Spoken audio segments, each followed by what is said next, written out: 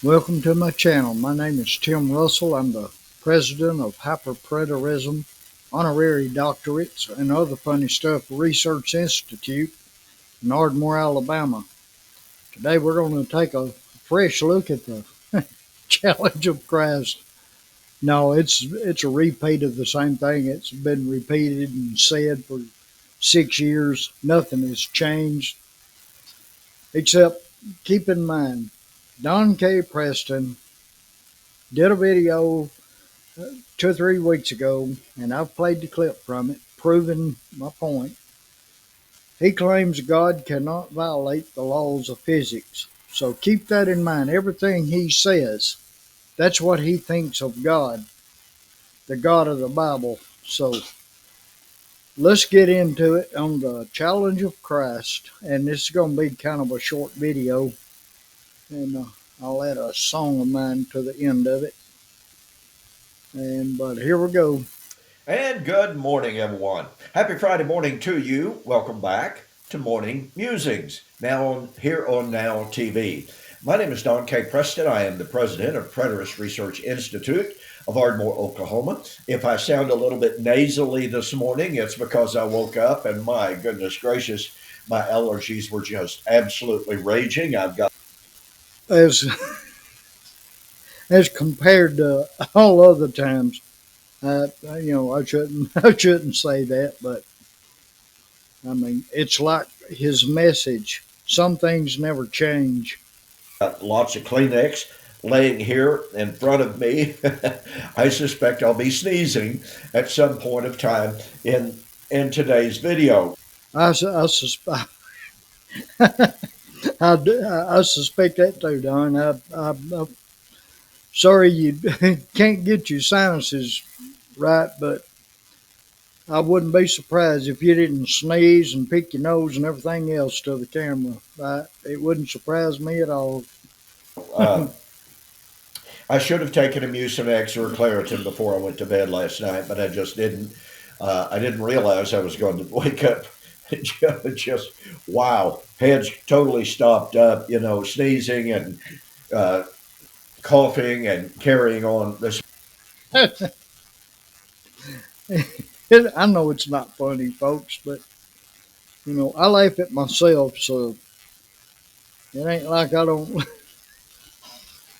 But I mean, there's nothing new here, and his message is going to be the same thing he has always said on this challenge of Christ, and he will not. He refuses to quote Jesus accurately, and he refuses to put John chapter 10 in context because he can't.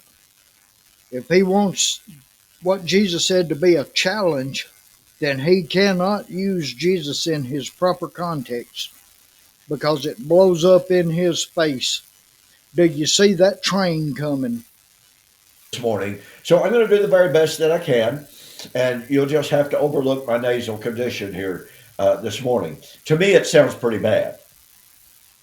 What if recording high quality content, Ah, editing like a pro, and streaming like a star was as simple? Because I feel really stopped up. when he used that outfit to help him build his subscribers, you can buy up to 1,000 subscribers, but you're going to be filled up with these advertisements, and I would not do that for nothing. I mean, I would be glad if advertisers wanted to be on my channel, but they don't. But if you're willing, it's about $200. You can buy 1,000 subscribers, and that's what I would bet money on it. That's what he's done. That's why we all of a sudden in Don Preston's videos they're full of ads every 2 minutes. But let's carry on. So, anyway, but thank you again for joining me. Okay, we are continuing our study of the challenge of Christ. The challenge of Christ, very, very simply stated, is John chapter 10, verse 37. Jesus said, "If I do not do the works which my Father has given me, do not believe me." Okay, he always has that long pause there. If I do not do the works my Father has given me, do not believe me. And leaves it at that for all, you know, it's for dramatic effect. Let's see what it actually says. If I do not do the works of my Father, do not believe me. That's different from the works my Father gave me to do. Uh, Jesus said in John 17:4 that he finished the works the Father gave him to do.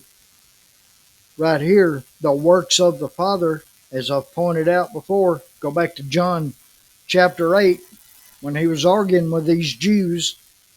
They were saying, we do the works of our father Abraham. Jesus said, if you believed Abraham, you'd believe me. You're not. Your father is the devil. You do the works of your father, the devil. This goes back in John chapter 8. Read it.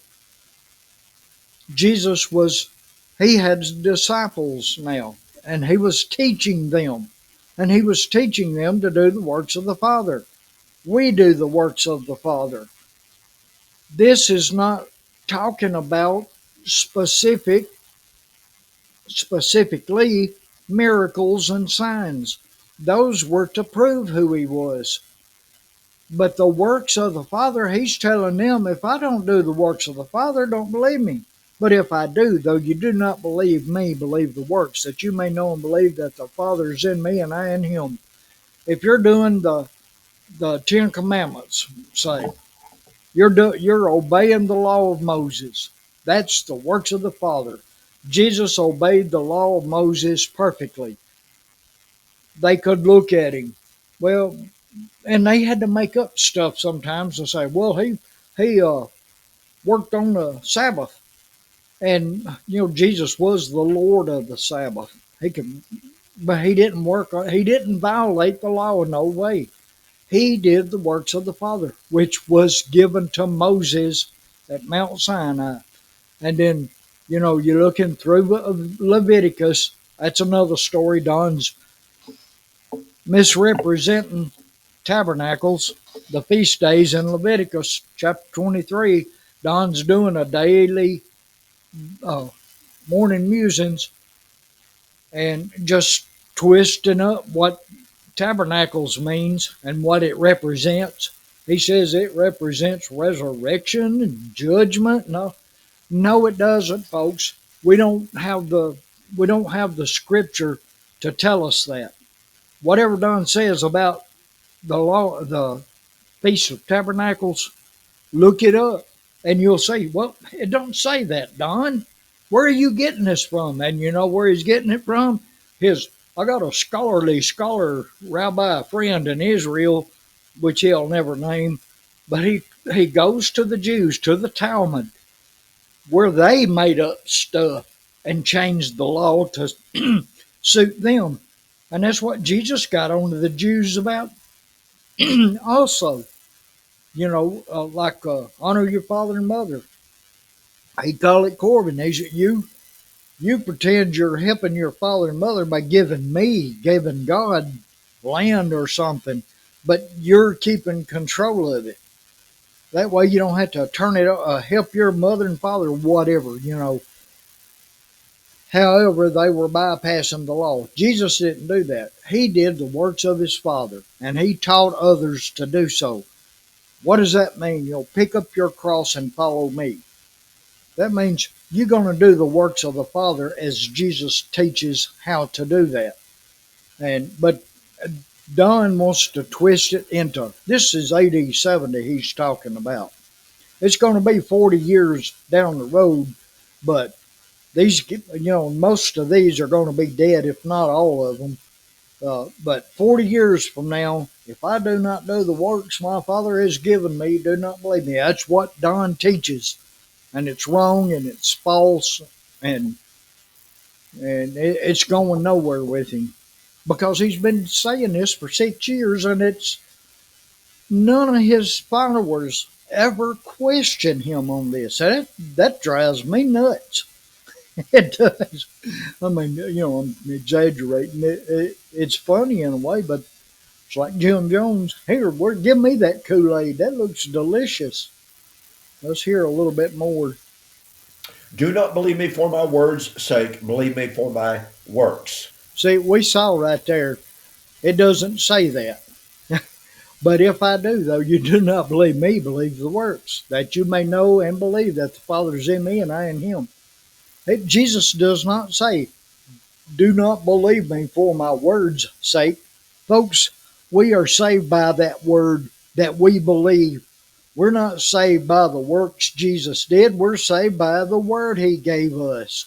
And Don's saying, well, you got to believe me for my works' sake, not my words. He did tell Philip, in chapter 14, when Philip was telling him, show us the Father. Go to chapter 14 and read it for yourself. And Jesus, being, sounds like he was irritated with him. I'm not going to say, Philip, you've been with me so long and you do not see the Father in me? And Jesus was telling them, the works that I do, they're not from me, they're from the Father. And you will do greater works. That's what he told the apostles. But Don's saying here, Jesus is telling us to look to AD 70. If I do not come back in judgment and resurrection and tabernacles and just like that Mark Smith told him, you're like a spraying octopus with the Bible the way you use it and just grab verses here and there and here and there.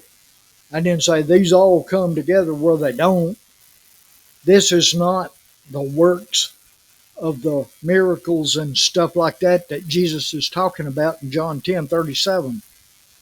The works of the Father are different from the works my Father gave me to do.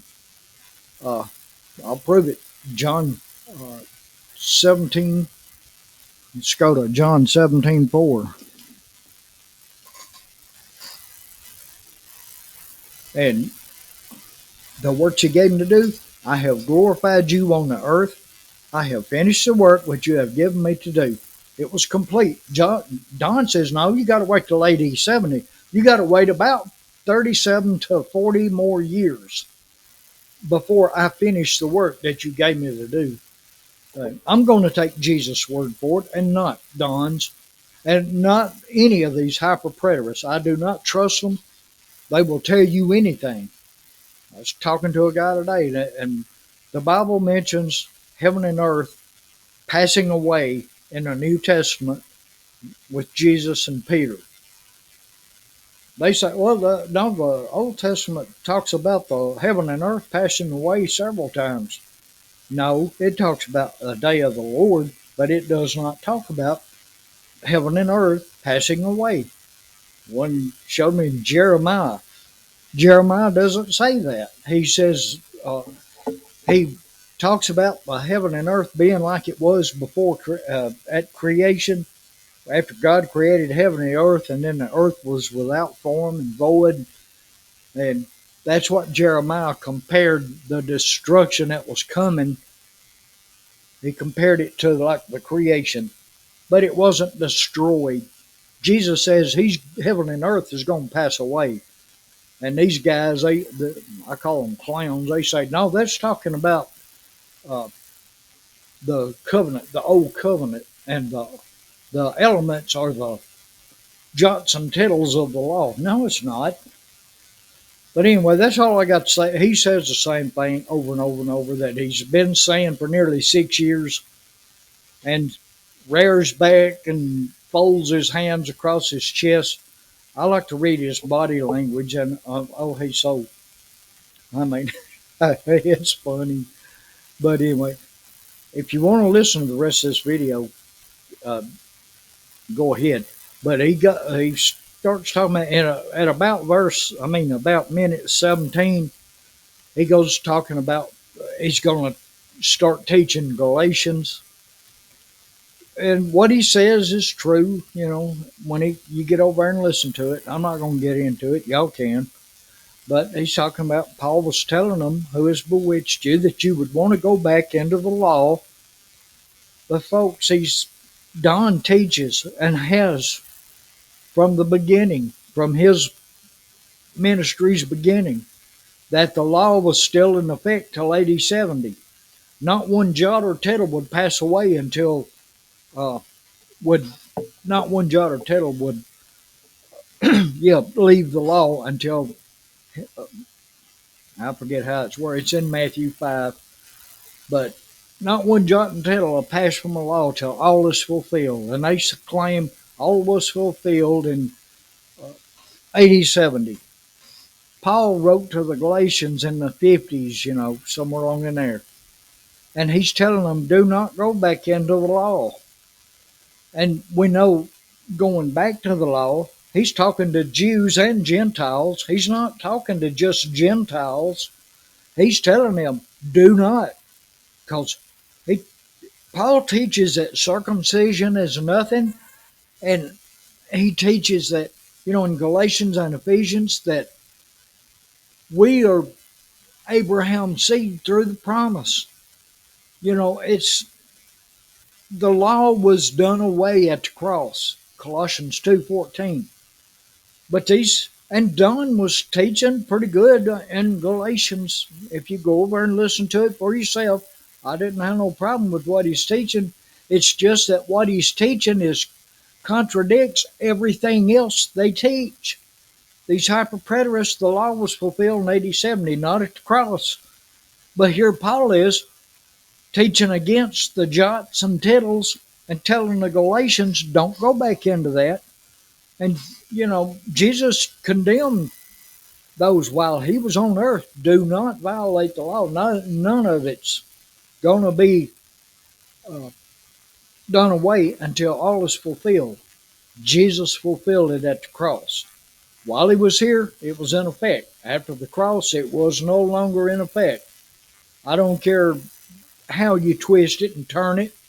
Paul, Peter, all of them were teaching the gospel, not the law. They were teaching the gospel to Jew and Gentile both. Romans 1:16. It's the power of God to salvation, not the law and the gospel. There was not two paths to salvation, but they teach it was until AD 70. But Don, here in this video, at about minute 17, you can listen to him for a while. I didn't listen to all of it, but he was pretty much right of what he was teaching at Galatia, what Paul was telling the Gauls at Galatia. Pretty accurate. And it just shocks me. And people don't listen to Don K. Preston all the way through, or if they do, they don't challenge him at all. Nothing. They just let him get by with it. And you really should start challenging him. All you got to do is, you don't have to, be like me and just be in his face. But you could say, Don, this contradicts what you... Listen to this when he gets over there teaching Galatians. And then think, well, that's not what you've been teaching. You've been saying the law was not the law was still in effect. Here Paul is teaching people, don't go to the law. You're saved by the gospel. You're not saved by the law. And here Don is, he agrees with that, but yet the law was still in effect. Well, if it was, Paul was lost because he disobeyed God by teaching the law is no longer valid. Circumcision is nothing. If you wasn't circumcised, you was to be cast out of the people. And Paul was teaching that's nothing. You're circumcised in the heart now.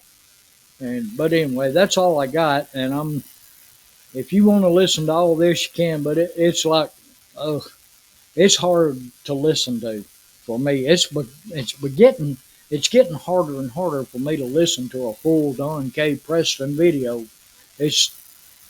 I've heard it for many years now. Just the same thing, repeat the same thing over and over. Every book he writes repeats the same thing. Temperature telos. They're all the same, all of them. But anyway, that's all I got. And shout out to everybody that's subscribing to my channel and listening. I appreciate it. And I'll see y'all next time. I'm going to tag the end of this with one of my songs I wrote. And I hope you enjoy it. And subscribe to Tim Russell Music. Tim Russell Music on YouTube. Just type in YouTube. And my hyperpreterism channel may have a link to it. I don't know if I put a link up to it or not. But Tim Russell Music. And subscribe to that. And I've got about 8 or 9 songs on it so far, and I'm going to be putting more and more and more. But anyway, thank you for listening, and I'll see y'all next time.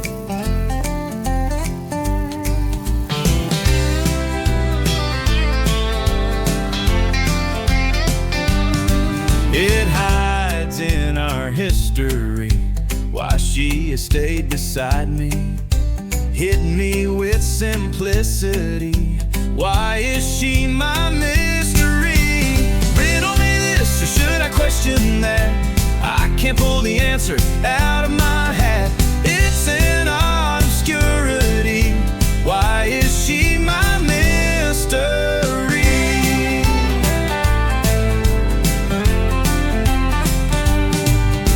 Keep it plain with clarity. Why she even looks at me. Something in our history. Now she is my mystery.